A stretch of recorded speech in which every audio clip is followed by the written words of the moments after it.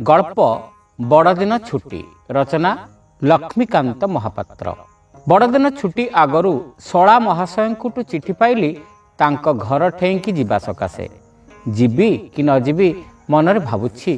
पुणी आसला शाली भाउजंक तागिदा। एथर आउ उपाय नाही। प्रेयसी बहु दिन हेब बाप घरे थिले। गोटाए कथारे रगारगी हेई आमर चिठीपत्र बंद हो जाइथिला। बुझिपारली जे एसबु शाली भाउजंकर फिकर। मते सेठिकी नहीं नाक घसाई मिलामिशा करदेबे। आपे तो लिखिचंती घईतक मध्य लेखाइछंती। हौ हेला तो हेला। रागटा सिना उपरे उपरे भितरे भितरे मनटा कालुबालु होउथिला। ए सुविधाटा पाई छाड़े किए। मनटा हला जोर। सते जेपरी भाइसरयଙ୍କ आमंत्रण पाई तल नेता माने दिल्ली जिबाकू व्यस्त हुअन्ति। चिठीपत्र किछि आगरू न देई गली पहुंची एकदम। मनरे कौन कि हठात पहुंची जाई समस्तंकु अक्का चक्का करदेबी। हेला भी सेया। ससुर कहिले जुआई कुआड़े अइले? सासू कहिले अरे जुआई केमती अइले? शला कहिले आगरू चिठी खंडे देलो नाही जे। जा हो आसी जाइछि जेतेबेले जुआई चर्चाटा किछि उणा हेला नाही। खिया पिया मौज फुर्ती रे दिनटा कटिगला। संज बेलू गोटाए की कामरे शला सान्ते कुआड़े बाहरी गले। कहीगले मोर टिके डेरी हेब आसबाकू। राति खिया सरिला उतारू मु बैठक कानारे एकुटिया बसिली। छाती भितरे तूफान बहुथाए मोर। जेपरी चेम्बरलेनकर होउथिला म्यूनिक आसिबा पूर्वरु। दासी बनामा आसी कहिला जुआई बाबू घर को शोइबाकू जिबे नाही कि? हाँ कोठी शोइबी?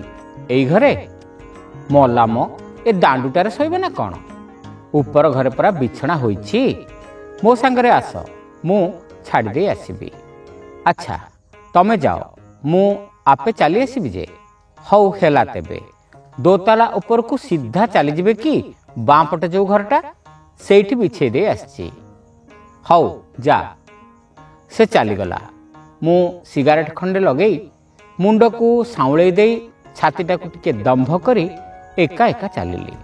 बैठक खानारू बाहरिली। कोठा ऊपर को सीढ़ी बाट। ऊपर को जाई देखला बेलू तीनिटा घर।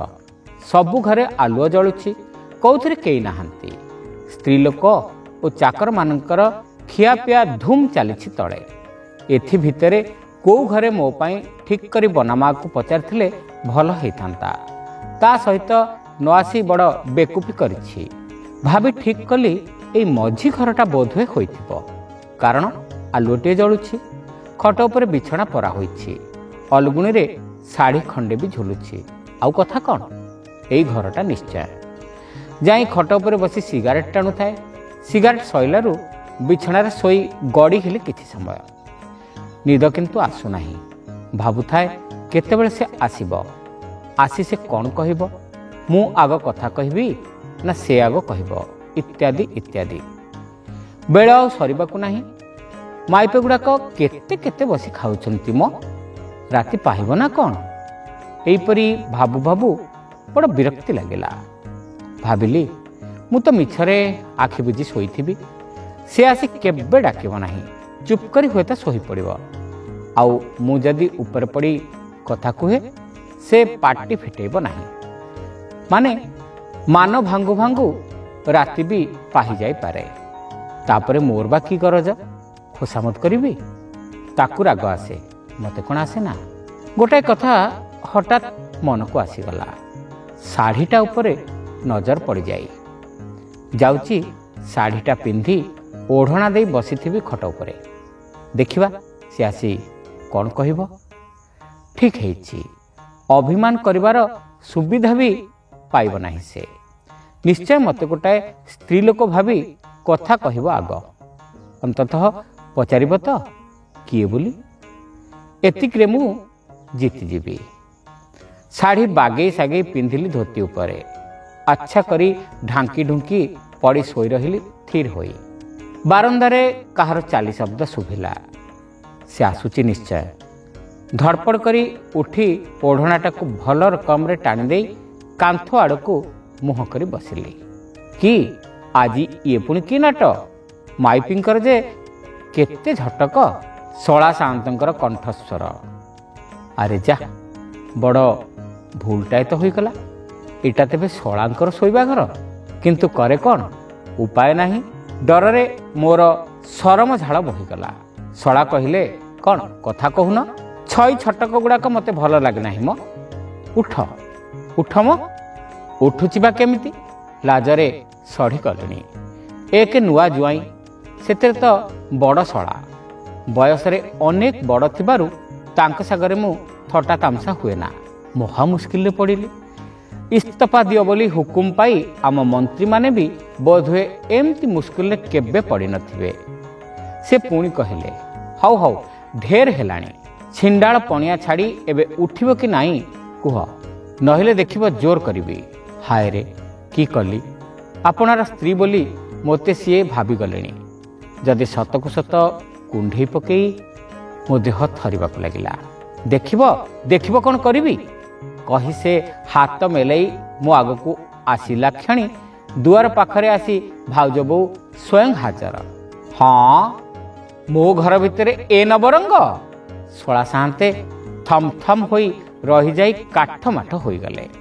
କିନ୍ତୁ ସେ କଥା କହିବା ପୂର୍ବରୁ ଭାଉଜ ବୋଉଙ୍କର ଗର୍ଜନ ଘର ଭାଙ୍ଗି ପକାଇଲା। ନିତି ଅଧରାତି ଯାଏ ବଜାରରେ କସବି ଘରେ ବୁଲି ମନ ଅରିମାନ ମେଣ୍ଟୁ ନାହିଁ। ଘର ଭିତରେ ମୋ ବିଛଣାରେ ବସାଇ ମୋ ଛାତିରେ ଚଢ଼ାଇ ଖାନିକି ସାଙ୍ଗରେ ରଙ୍ଗରସ ଲାଗିଛି ନାହିଁ। ଏ ଚୁପ୍ ଚୁପ୍ ଚୁପ୍। ଆରେ ଘରେ ପରା ଜୁଆଇଁ ବାବୁ ଅଛନ୍ତି, ଶୁଣିବେ ଯେ କଥାଟା ଆଗେ ଶୁଣ।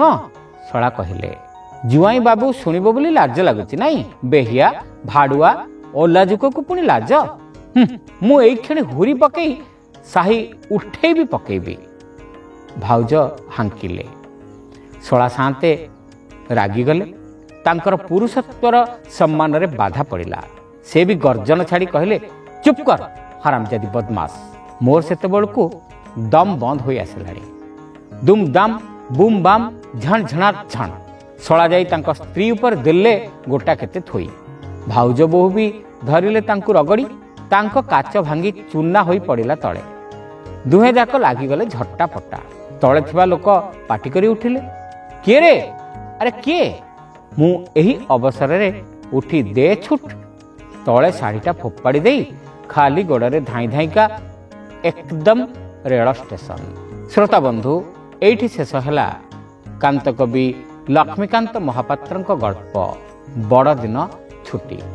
ଗପଟି ଆପଣମାନଙ୍କୁ କେମିତି ଲାଗିଲା କମେଣ୍ଟ କରି ନିଶ୍ଚିତ ଜଣାଇବେ। ଚ୍ୟାନେଲରେ ନୂଆ ହୋଇଥିଲେ ସବସ୍କ୍ରାଇବ୍ କରିବାକୁ ଭୁଲିବେ ନାହିଁ। ରହିଲୁ, ନମସ୍କାର।